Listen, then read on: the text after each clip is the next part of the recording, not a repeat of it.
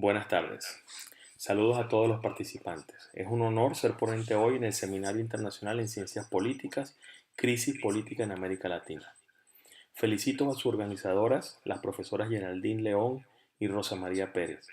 Les doy las gracias a ellas y a todo el equipo, a la Universidad Central de Venezuela, mi alma mater, a la Facultad de Ciencias Jurídicas y Políticas, mi facultad, y a todas las personas e instituciones que colaboraron con la realización de este evento. Mi ponencia se titula Ruptura y crisis constitucional en Venezuela, tiranía constituyente. Y quiero contextualizar mi ponencia en la ruptura continuada que se ha configurado en Venezuela de nuestro sistema constitucional a partir del 6 de diciembre de 2015, cuando la oposición política obtuvo por votación la mayoría de la Asamblea Nacional. Desde ese momento se sucedieron una serie de hechos que permiten concluir que hoy nos encontramos en una tiranía constituyente. Quiero comenzar recordando a Polibio, quien nos enseñó la importancia de los mecanismos constitucionales, ya que de ellos depende el buen funcionamiento del sistema. Polibio afirmaba que la primera causa de éxito o fracaso de un pueblo debe buscarse en su constitución. Esta afirmación está más vigente que nunca en la Venezuela actual. Durante el 2016, 2017 y 2018 ha habido un desmontaje de todo el sistema constitucional, tanto de su parte orgánica, los derechos y políticos electorales, la separación de poderes, controles y contrapesos, el secuestro del poder electoral, el autoritarismo judicial por parte del Tribunal Supremo de Justicia, como de su parte dogmática, todo lo que son los derechos de los ciudadanos, los derechos económicos, sociales y culturales, el Estado social. Es decir, se ha derogado de facto la Constitución vigente y con ello el Estado social y de derecho. Es cierto que antes de esta fecha ya podría hablarse de un gobierno autoritario y de violaciones a la Constitución, pero todavía encontrábamos elecciones medianamente competitivas y podría hablarse de gobiernos híbridos, entre otras posibilidades. Pero después del 23 de diciembre de 2015 queda completamente claro que el gobierno había tomado la decisión de la vía autoritaria y terminar de secuestrar los poderes públicos y limitar a la Asamblea Nacional recién electa. Entonces, esta pequeña contribución analizará esta situación. Nos preguntamos, ¿cuáles son los hechos relevantes que configuran la ruptura con el sistema constitucional y sus mecanismos? El primer elemento se da en la fecha referida, el 23 de diciembre de 2015, y fue el nombramiento que hizo la Asamblea Nacional saliente entre gallos y medianoche de magistrados al Tribunal Supremo de Justicia, incumpliendo los procedimientos constitucionales y los lapsos establecidos para ello, pero sobre todo sin tener legitimidad política para hacerlo, ya que el pueblo de Venezuela había manifestado su opinión y se había dado la mayoría parlamentaria a la oposición, lo cual es un fraude constitucional,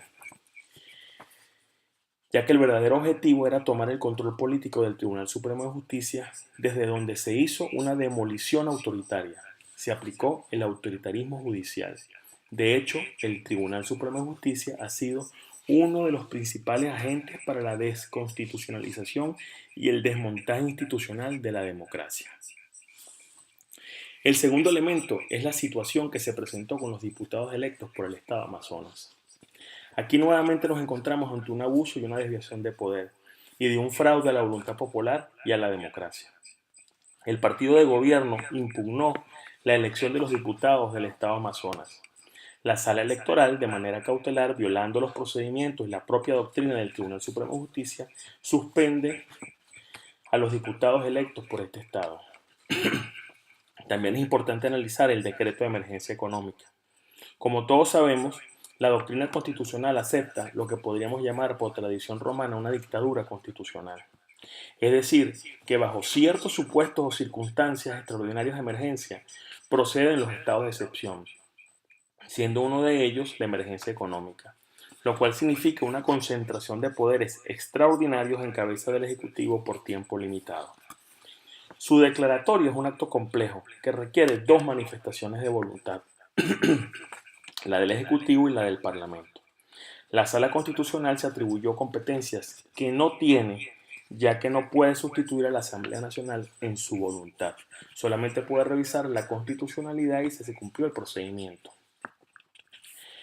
Otro elemento a revisar es la no convocatoria de elecciones en el 2016 de periodos constitucionales vencidos de gobernadores y alcaldes.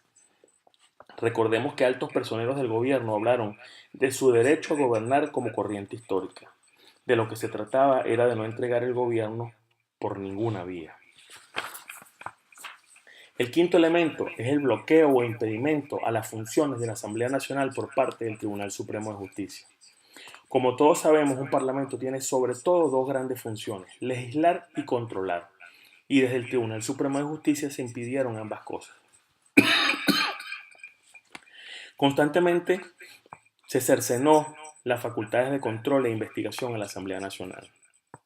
Por sentencia, la Sala Constitucional equiparó la función de control de la Asamblea Nacional con la potestad de investigación, ubicándola como competencia única del Gobierno y de la Administración Pública Nacional, desconociendo el artículo 233 constitucional y los poderes de control e investigación de la Asamblea Nacional. Se acercó y limitó la función legislativa. Se limitó la potestad legislativa de la Asamblea Nacional. Se desdibujó los mecanismos del esquema constitucional y democrático en las relaciones entre el legislador y el control jurisdiccional. Se usurpó las atribuciones de la Asamblea Nacional. Se limitó la iniciativa legislativa, el 204 constitucional. Es decir, se despojó a la Asamblea Nacional de la iniciativa legislativa. En un sistema democrático es obvio que el Parlamento posee competencias para legislar, lo que incluye la presentación del proyecto de ley, es decir, la iniciativa legislativa. Con la interpretación de la Sala Constitucional se crean espacios institucionales corporativos que quedan por fuera del poder democrático y de revisión del poder legislativo. En este sentido, es importante revisar o señalar lo que dice la sentencia declaratoria de inconstitucionalidad de la Ley de Reforma Parcial a la Ley del Tribunal Supremo de Justicia. Se derogó la Constitución y se reescribió el artículo 204 constitucional y se reservó la iniciativa legislativa a los poderes públicos. Además, se contravino la Constitución, los precedentes jurisprudenciales del propio tribunal, la práctica republicana y la dogmática constitucional. Venezuela tendría el único parlamento cuyo dentro de sus atribuciones para legislar no tiene la iniciativa legislativa en un conjunto de materias, dentro de las que destaca el poder hacer leyes sobre el Tribunal Supremo de Justicia, leyes de materia electoral, leyes de materia de referéndum, entre otras. También es importante que revisemos la sentencia de la Sala Constitucional sobre la reforma parcial al Banco Central de Venezuela, o la sentencia de la Sala Constitucional que acordó medidas cautelares relativas al reglamento de interior y debate de la propia Asamblea Nacional, o la sentencia de constitucionalidad anticipada a la propuesta de enmienda constitucional del 21 de abril del 2016, que rompe con el criterio del propio tribunal de no pronunciarse antes de que se dé la discusión parlamentaria, ya que lo que termine el definitivo de la discusión puede ser distinto al anteproyecto que se presentó. Y la Sala Constitucional asumió de manera anticipada o jugando posición adelantada que ninguna de las resoluciones a enmienda podía tener efectos inmediatos. También es importante que revisemos otro elemento que es la propuesta de la ley de referéndum. Si bien es cierto que la Asamblea Nacional no llegó a sancionar esta ley, a aprobar esta ley, no lo hizo porque evidentemente se tenía por un lado el miedo de que esa ley pudiese frenar el proceso que ya se había iniciado ante el Consejo Nacional Electoral para el revocatorio de mandato de Nicolás Maduro en su momento. Y por otro lado, porque ya estaba el antecedente de lo que había dicho la Sala Constitucional respecto a la ley del Tribunal Supremo de Justicia, y hubo una carta que la presidenta del CNE dirigió a la Asamblea Nacional donde manifiesta expresamente que según los criterios de la Sala Constitucional, la iniciativa en materia electoral y de referéndum estaba reservada al CNE exclusivamente, con lo cual invoca la exclusividad de una competencia para no ejercerla, solo con el objeto de impedir que se legisle en esa materia. Otro elemento que debemos donde se refleja la ruptura del orden constitucional se refiere al impedimento del referéndum revocatorio de mandato contra Nicolás Maduro. No se favoreció el ejercicio de la participación ciudadana. El Consejo Nacional Electoral entendió los lapsos a término de último día. El 20% que pide la Constitución es referido a la circunscripción y la sala electoral la extendió y la interpretó a los 23 estados del país más el Distrito Capital. El 20 de octubre de 2016, 5 jueces penales de control de primera instancia dictaron medidas cautelares y suspendieron a los estados respectivos la recolección de manifestación de voluntad, lo cual deja claro la intención de la sala electoral de exigir el 20% de estado por estado, y no en la circunscripción nacional como lo ordena la Constitución. El Consejo Nacional Electoral paralizó hasta nueva orden judicial la recolección de manifestación de voluntad. Se violaron los derechos políticos. Los jueces penales no tienen competencias para suspender actos electorales, y menos de primera instancia. Se violó el orden público, constitucional y procesal. Los juicios penales no fueron iniciados por el Ministerio Público, quien tiene la competencia en los delitos de acción pública. Se utilizó la figura de la querella. Mas, sin embargo, se procedió de esta manera. Un elemento importante a analizar en todo esto es la declaración de desacato a la Asamblea Nacional. La sala electoral, el 1 de agosto de 2016, declaró que la Asamblea Nacional había incurrido en desacato a la sentencia del 30 de diciembre de 2015. Abro comillas, lo que trae como consecuencia la invalidez o inexistencia de todos los actos que la Asamblea Nacional dictare. Se utilizó este instrumento para limitar y anular la Asamblea Nacional en un uso autoritario de la justicia constitucional. El 2 de septiembre de 2016, la Sala Constitucional adopta el criterio de la Sala Electoral, con lo cual, abro comillas, desecha de plano la validez de cualquier acto del Parlamento, convirtiéndolo en un órgano incapaz para actuar hasta que cese su desacato. También es importante decir que desde abril del 2016 se dejaron de publicar en Gaceta Oficial los actos y acuerdos de la Asamblea Nacional en Gaceta Oficial.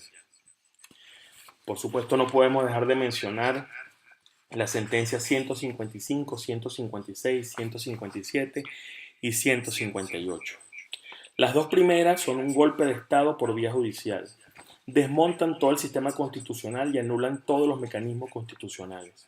Significan un quiebre al orden constitucional y democrático. En ambas se viola el debido proceso, el derecho a la defensa. La sala dice que por motivos de urgencia pasa a decidir sin que ni siquiera hubiera contradictorio.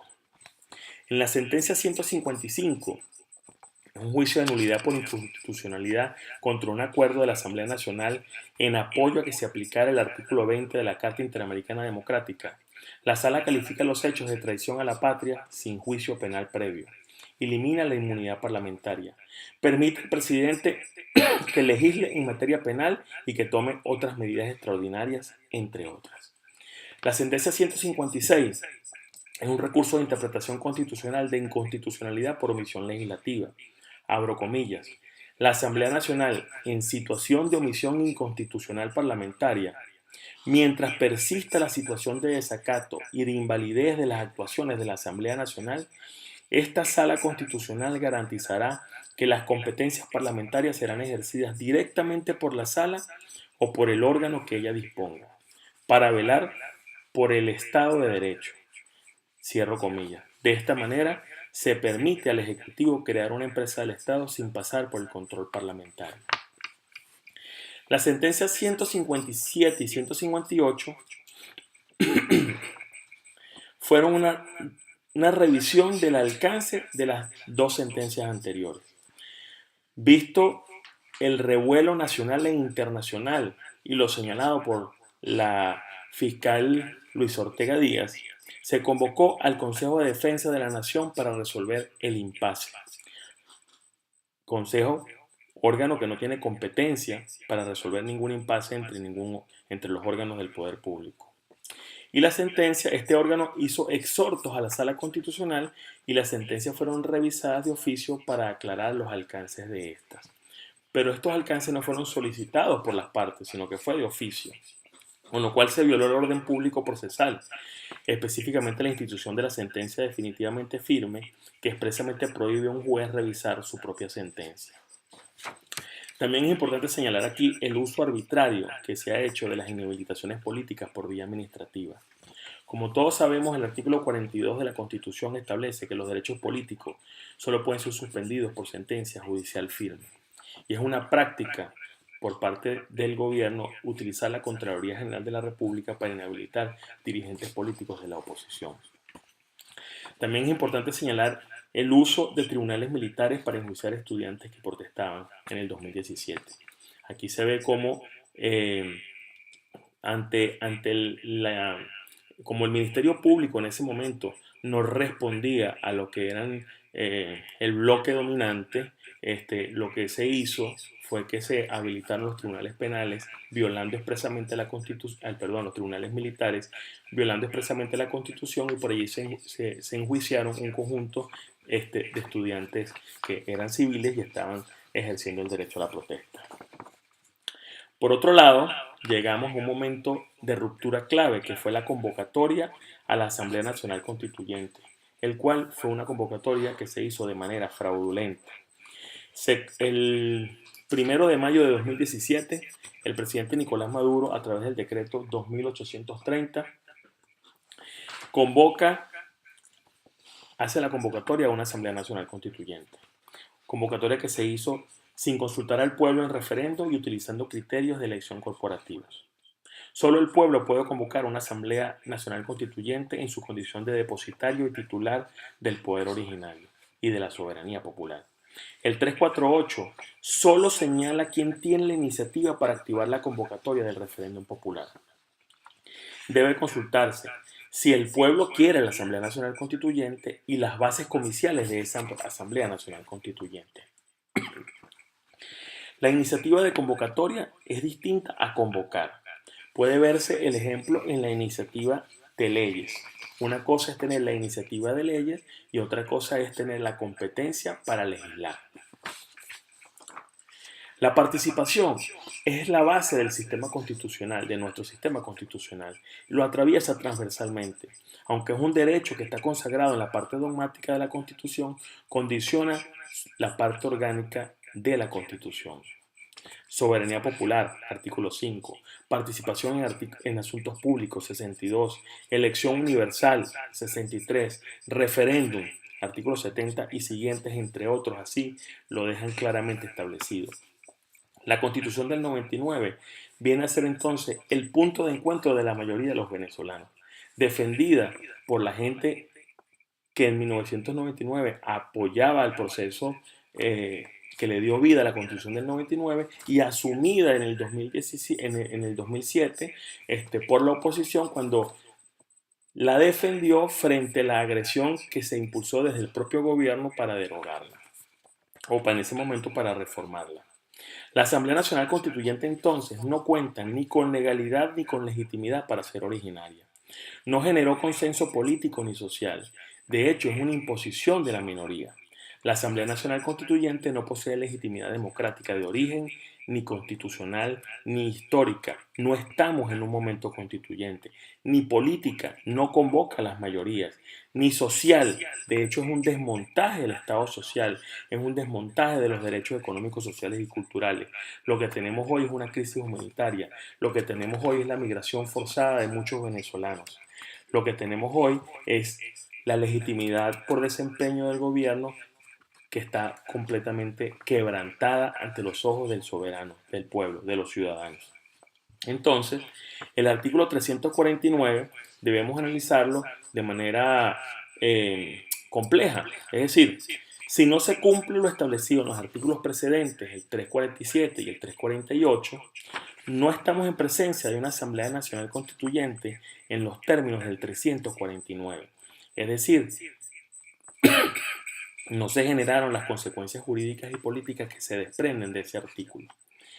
Es decir, no estamos en presencia de una Asamblea Nacional Constituyente de carácter originario. Nos encontramos entonces frente a dos posibilidades. La primera es una Asamblea Nacional Constituyente ilegítima, fraudulenta y todos sus actos son nulos. Y la segunda que no es una Asamblea Nacional Constituyente, sino una Asamblea Presidencial Constituyente que se encuentra dentro del poder constituido, es decir, es una Asamblea Constitucional derivada que solo pudiera redactar la propuesta del texto constitucional para ser sometida a referendo posterior, sin las atribuciones del 349, con lo cual sus decisiones tendrían un carácter dictatorial y tiránico, las que ha tenido. ¿Para qué ha servido? Para destituir a quien no respondía al bloque dominante y sustituirlos, para sustituir a la Asamblea Nacional. La pregunta es, y aquí hay que hacer un trabajo jurídico y de ciencia política, ¿qué pasará con los actos, acuerdos y leyes constituyentes cuando cese la Asamblea Nacional Constituyente? Bien porque se les vence el término, que no sabemos todavía bien cuál es el término, o segundo, porque en un referéndum aprobatorio de un posible texto constitucional sea negado por la mayoría del pueblo de Venezuela. Otro elemento importante a destacar es que la Asamblea Nacional Constituyente en un caso o la Asamblea Presidencial Constituyente en el otro no existen legalmente, ya que a la fecha no se ha publicado su reglamento de constitución ni de funcionamiento, que fue lo primero que hizo la Asamblea Nacional Constituyente de 1999. Entonces, no hay reglamento de existencia, no hay límite de esta existencia. Otro elemento que quiero rápidamente señalar por razones de tiempo es la convocatoria a elecciones por parte de la Asamblea Nacional Constituyente o Presidencial Constituyente y la juramentación que se dio frente a ellas. Me quiero referir rápidamente a lo que fue la juramentación de Maduro. Hay quienes sostienen que en ese momento Maduro renunció a su legitimidad de origen del periodo presidencial y ya su legitimidad de origen entonces también era fraudulenta porque se juramentó frente a una Asamblea Nacional Constituyente fraudulenta. Sin embargo, todavía parte de la comunidad internacional entiende que la legitimidad de Maduro dura hasta el 10 de enero de 2019 y allí se abrirá otro capítulo que por razones de tiempo no podremos abordar en este momento. Entonces, he enumerado 18 hechos fácticos que configuran y resumen el camino a la concreción de la tiranía constituyente. Para finalizar, quisiera mencionar un trabajo del maestro Bobbio, quien analizando la figura del dictador soberano en Carl Schmitt, nos refleja la similitud entre los planteamientos con los cuales Schmitt justificó la dictadura nazi con los que hoy quieren justificar la dictadura en Venezuela. El dictador soberano nace de un estado de necesidad y se propone ser, desde el inicio, un poder excepcional. Continúa diciendo, el dictador soberano pone en juego toda la constitución preexistente y se atribuye la tarea extraordinaria de crear una nueva. El dictador soberano es constituyente. Para superar las dificultades es necesaria la fuerza de todos, pero esta fuerza es nula si no está dirigida por la voluntad fuerte, constante, iluminada e inmutable. Son necesarias muchas reformas antes de que la voluntad general pueda ser expresada y reconocida. Antes de que estas reformas sean realizadas, el pueblo no puede percibir ni declarar la voluntad general.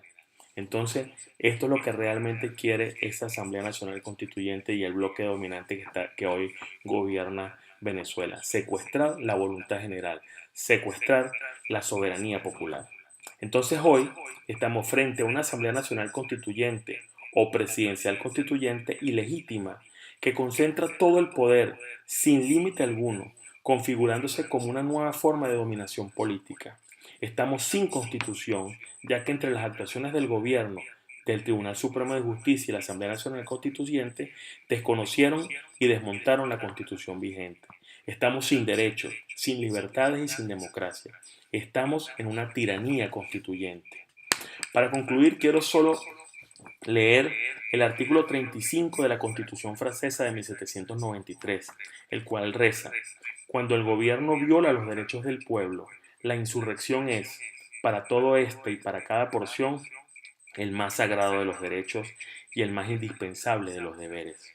Y el artículo 350 de nuestra Constitución vigente en Venezuela dice: el pueblo de Venezuela, fiel a su tradición republicana y a su lucha por la independencia, la paz y la libertad, desconocerá cualquier régimen, legislación o autoridad que contraríe los valores, principios y garantías democráticos o menoscabe los derechos humanos. Muchas gracias. Quedo a través de la organización del evento a las órdenes de ustedes para responder cualquier inquietud. Un abrazo a todos.